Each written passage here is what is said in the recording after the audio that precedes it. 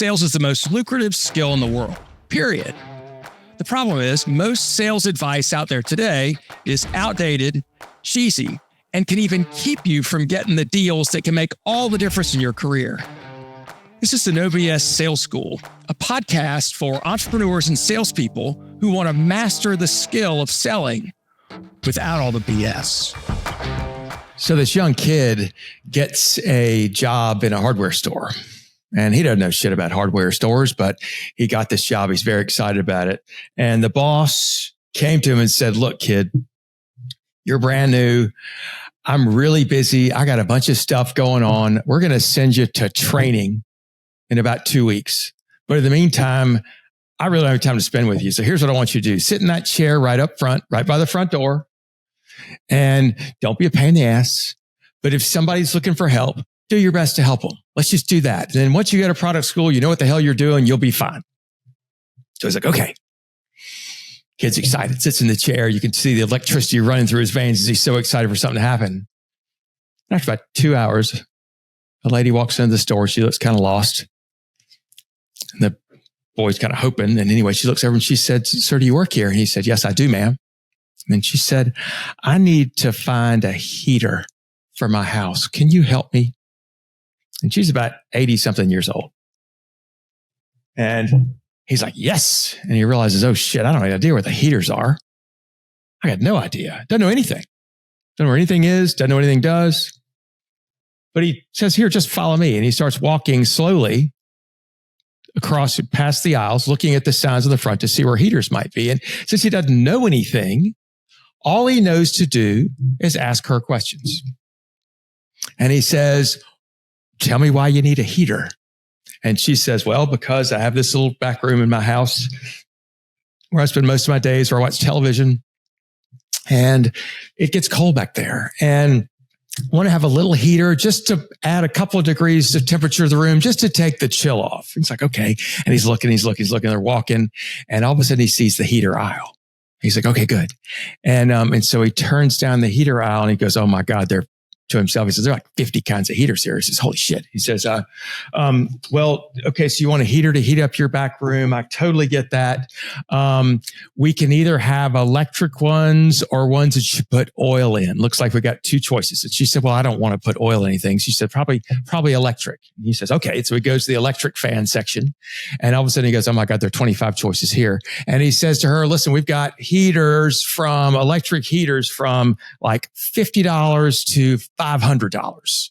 Do you have an idea how much money you want to spend?" And she says, "Well, I don't want to buy just a $50 heater because I don't want to catch on fire or anything. So maybe around $100. And he goes, okay. So he goes to the area where there's $100 heaters and he looks and there are various different colors. And he says, "Well, ma'am, we got white ones and blue ones and red ones and yellow ones. Which color do you like?" And she said, "Well, I have a blue rug. So I want something that stands out so I don't trip over it. So maybe, why don't we get a white one?" And he's like, "Okay, that's great. Here it is right here. It's $120. She said, "That's wonderful." And they walk up to the front of the store and she buys it. And on her way out the door, she knocks on the manager's office door and says, "Hey, I just want to tell you, you've hired a great person here. He's been super helpful. Thank you very much." And the boy was all proud and the manager was all proud and the lady went out the door. And this same story repeated itself over and over and over again for the next couple of weeks, where people would come in. He doesn't know shit. So all he knows to do is ask him questions. It's not any kind of fancy strategy. He just doesn't know what else to do. And he's just crushing the sales and people are loving him. And there are a lot of people who are going out of the way to tell the freaking manager, which is awesome. And so the manager on the day before he goes to training says, "Boy, you've got something special. I don't know what it is. But when we send you off to product school, you're going to once you know what the hell you're doing, you're going to freaking crush it." And the boy was all excited because he knew that was the case. And he went to product school for 2 weeks and he came back and he knew everything about every product in the whole store. And he was thrilled. He couldn't wait to get going. So he's sitting in his lucky chair and in the door walks a guy, older gentleman. I say older, shit, he's my age, probably 60. And he says, "Hey son, can you help me? I need to find a cooler." And the boy smiles and says, man, have I got a cooler for you. We have got, and he starts walking right to the cooler aisle. He knows right where it is. And he walks right thing. And there's all these different coolers, sizes and shapes and colors. And he says, we have got a deal on the Yeti 250. This sumbitch will hold 500 beers. They can stay cold for 7 days. If a bear attacks this cooler, they can't get in for like a week. So if the bear finally gets there, your beer will be warm. And so the bear won't be able to enjoy it. And he said, it's got this warranty and this is the best deal in the whole store. And if you don't buy this, you'd be a fool. And the guy says, oh, okay, well, thank you very much.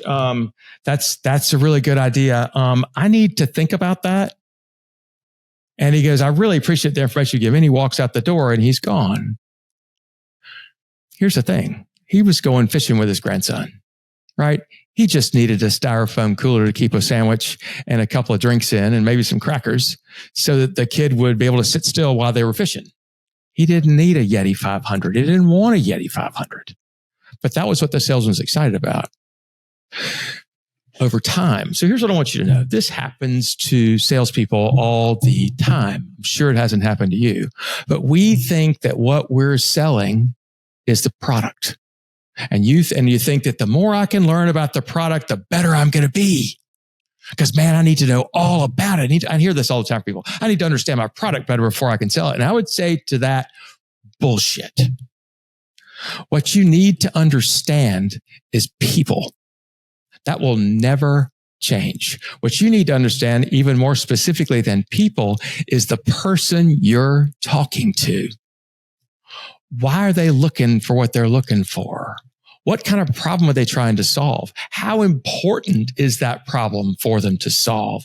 Is there a personal, compelling, emotional reason why they need to solve it in the near future? Right?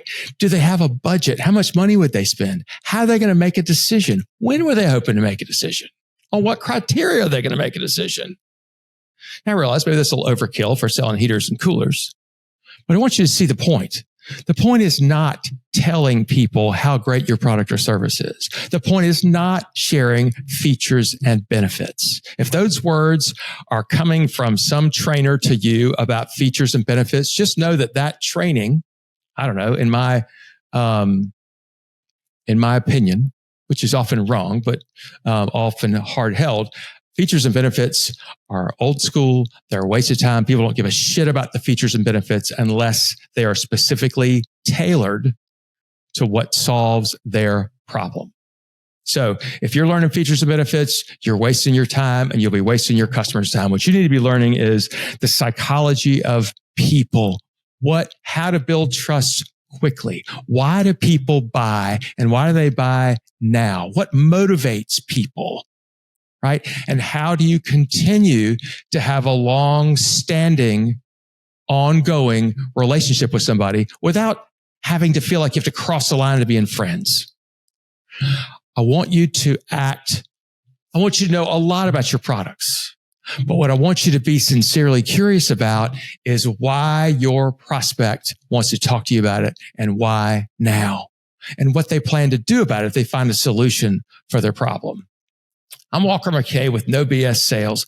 If you want training on how to do this, if you want to get you or your team up to speed on how to sell in today's environment, send me an email, walker@walkermckay.com. Go to my website and click on book an appointment. Let's have a conversation. Doesn't necessarily mean we'll work together. Doesn't necessarily mean that you should hire me or take you as a client.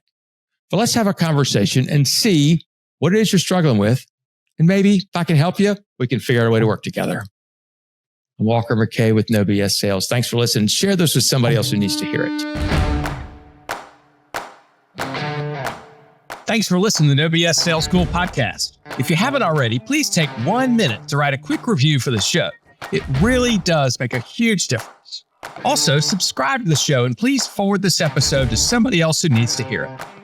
As a bonus for listening, I'm going to give you access to a free mini course, 7 expensive sales mistakes you're making and what you can do about it. Go to www.7salesmistakes.com and get access to the free mini course. That's the number 7salesmistakes.com. Thanks again for listening to the OBS Sales School podcast.